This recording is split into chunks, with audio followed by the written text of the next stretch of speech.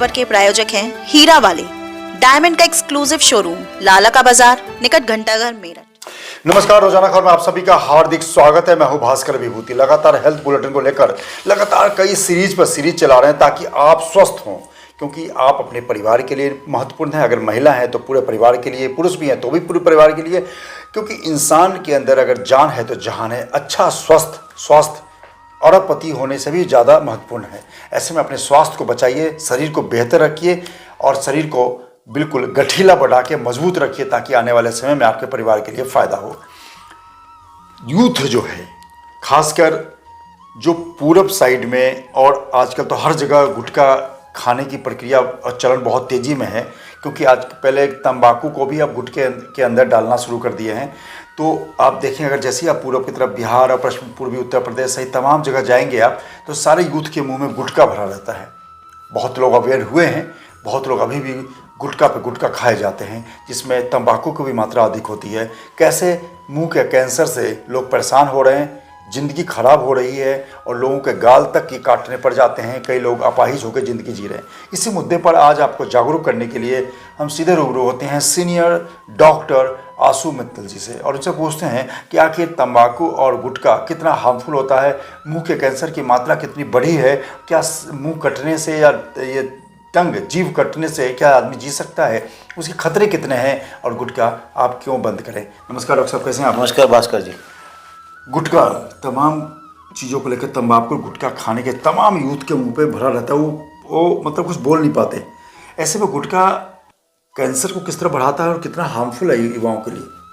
मुझे तो समझ में नहीं आता ये हार्मफुल चीज़ एक तो बनाते क्यों हैं। बनाते हैं तो सरकार उनको अलाउ, जबकि उस पर लिखा जाता है कि हाँ बना हुआ है कैंसर, बना हुआ है उसके पैकेट पे कैंसर है, वो कह तो रहा है, मर जाएगा, कंपनी वालों कह भी रहे हैं, बता भी रहे हैं, सबको मालूम भी है। ऐसा नहीं है जो खाने वाले को पता नहीं, उसे सब पता है, सरकार को भी पता है। और जबकि हमारा हेल्थ सेक्टर का इतना सारा पैसा उस कैंसर बचाव के लिए सरकार को खर्च करना पड़ता है। इतना तो राजस्व सरकार को नहीं मिलता जितना सरकार उस पर खर्च कर देती है उसकी कैंसर। तो मुझे ये समझ नहीं आता, जब कुछ मिल ही नहीं रहा है तो सरकार इसे अलाउ क्यों कर रही है। पूरे संसार में कहीं अलाउड नहीं है गुटखा। अच्छा, ये सिर्फ इंडिया का है प्रोडक्ट। गुटखा खिलाओ, टोबैको खिलाओ। संसार में ये है कि सिगरेट जरूर चलती है, इंडिया में भी सिगरेट चलती है, लेकिन भारत संसार में ये है अगर सिगरेट से कैंसर हो जाता है और वो केस करता है तो उस कंपनी को, सिगरेट वाली कंपनी को 100 करोड़ देने पड़ते हैं एक ही आदमी को। अगर सिगरेट वाले भी तो लिखते हैं, लिखते हैं, लेकिन इंडिया में पैसा नहीं मिलता।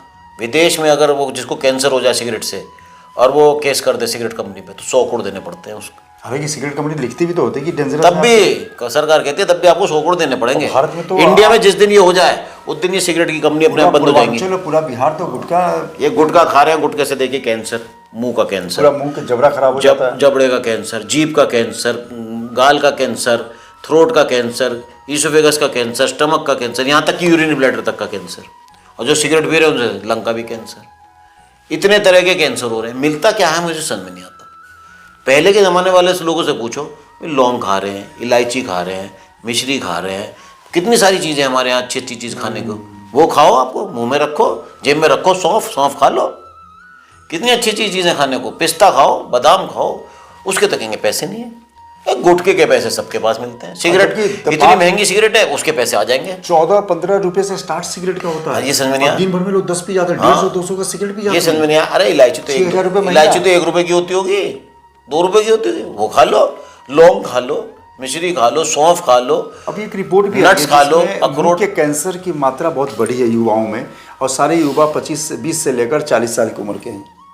मेरे हिसाब से तो सब बैन हो जाने चाहिए। सिगरेट, शराब, गुटखा, जितनी भी चीज़ें गंदी चीज़, तला हुआ भी सब कुछ बैन, कोल्ड ड्रिंक भी बैन, हल्दीराम बैन, जितनी भी नमकीन है सब बैन हो जानी चाहिए। ये बाहर की चीज़ें सब बैन है, यानी कि ये जो बाहर कढ़ाई में उगा रहे हैं, समोसे, पैटीज़, ये सब बना रहे हैं, ये सब बैन हो जाना चाहिए। इन्हीं से है बीमारी की जड़। नमक तक, नमक भी चाहिए हमको, सेंधा नमक के डले चाहिए। मिठाई भी बैन हो जानी चाहिए। आप सिर्फ वो अलाउ करो जो भगवान ने बनाया, उसके पैकेट बनवाओ। खाने से बहुत देर तक मुंह में रखने से वही तो दिक्कत है। और ऊपर से मुंह में रखते हैं, सामने कहीं बैठे हैं तो बोलते नहीं, ओम ओम करते रहेंगे, बोलने के भी नहीं। लोगों को इतना बुरा लगता है, पिचकारी अपनी पान की थूकेंगे, दीवार भी गंदी बाइक चलाते हुए मैंने देखा, बाइक चलाते हुए चलते समय ऐसे पीक मारते हैं और कार का दरवाजा करके और ऐसे नीचे पूरा रोड गंदा कर देते हैं। सब बहुत बुरा हाल है। मतलब ये है, अपने भी अनहानि करेंगे, मर जाते हैं, अपने परिवार को अनाथ कर देते हैं। हाँ, पान खाइए आप, पान को हमने मना नहीं किया, लेकिन उसमें भी तंबाकू चाहिए, पान में भी तंबाकू चाहिए उन्हें।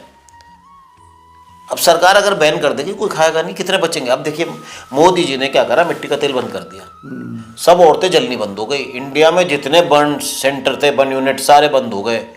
अब कोई बर्न, मेरे पे हर हफ्ते एक औरत जली हुई आती थी, अब पूरे साल में एक नहीं आती जली हुई, और आती है तो बहुत कम जली हुई होती है। तो बचा लिया ना अनाथ, अपने बच्चों को अनाथ होने से बचा लिया सिर्फ एक मिट्टी का तेल बैन करने से। अगर मोदी जी यही काम कर दें, सिगरेट तंबाकू शराब बैन कर दें, तो खुशहाली खुशहाली हो जाएगी। को ना बच्चे मरेंगे, ना बड़े मरेंगे, पिताजी मरेंगे, ना माँ मरेंगी, बच्चों को हमेशा अपने यतीम होने के नहीं, अनाथ होने के नहीं। गुटखा के मुंह के कैंसर होने से तो पूरा हो सकता है बोलचाल भी कई लोगों की खत्म हो जाती होगी, जीभ काट के हटाना पड़ता होगा, जबड़ा काट के हटाना पड़ता होगा, आधा सारा हटाना, आधे गले हटाना पड़ेगा। लाखों का ऑपरेशन होता है, कई ऑपरेशन नहीं झेल पाते, और झेल पाते तो ऐसी हालत हो जाती है वो कहते हैं हमें मार ही दो, सांस का रास्ता, खाने का रास्ता गले से बनाना पड़ता है, कितनी सारी दिक्कतें होती हैं। और ये ऑपरेशन इतना बड़ा होता है, ना मरीज अफोर्ड कर सकता, ना इसके बड़े बड़े डॉक्टर ही कर सकते हैं, इसमें हर जगह कर नहीं पाते। बड़े बड़े अस्पतालों में होता है, मरीज वेटिंग में रह जाता है, उसके बाद बिजली की सिकाई होती है, कैंसर मारने की दवाई चलती है, फिर भी मर जाते हैं।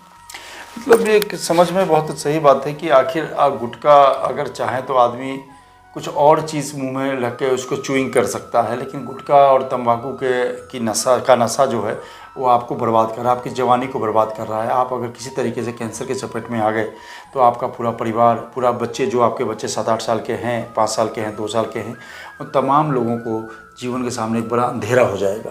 कंपनियां तो थोड़ी बहुत कमा भी रही हैं, सरकार को तो कुछ पैसे भी नहीं मिल रहा ज़्यादा गुटखा से और सिगरेट से। कैंसर क्यों के नहीं बैन बचाव करते? में या कैंसर के अवेयरनेस में या कैंसर के यूनिट बनाने में ही सरकार करोड़ों अरबों खर्च कर रही है। पता नहीं कितना राजस्व आता है, खैर जो अलग बात है, लेकिन आप लोग सावधानी बरतिए, गुटखा को छोड़िए, क्योंकि ये आप डॉक्टर साहब ने कहा थ्रोट कैंसर, माउथ कैंसर, टंग कैंसर, जबड़ा कैंसर, और साथ में यूरिन के अंदर ब्लैडर का भी, ब्लड वाला कैंसर भी इससे होता है, bladder urinary bladder cancer, urinary blood cancer. तो आप लोग सजग रहिए, सचेत रहिए, अपने शरीर पर ध्यान दीजिए और अच्छा खाना पीना, अच्छी चीज़ खाइए। नमस्कार। के प्रायोजक हैं हीरा वाले, डायमंड का एक्सक्लूसिव शोरूम, लाला का बाजार, निकट घंटाघर, मेरठ। यहाँ डायमंड, लैब ग्रोन डायमंड व पोल की ज्वेलरी बहुत कम रेट पर उपलब्ध है। तो आज ही आइए और हीरा को ले जाइए अपने घर। कॉल करें 8181030381 पर।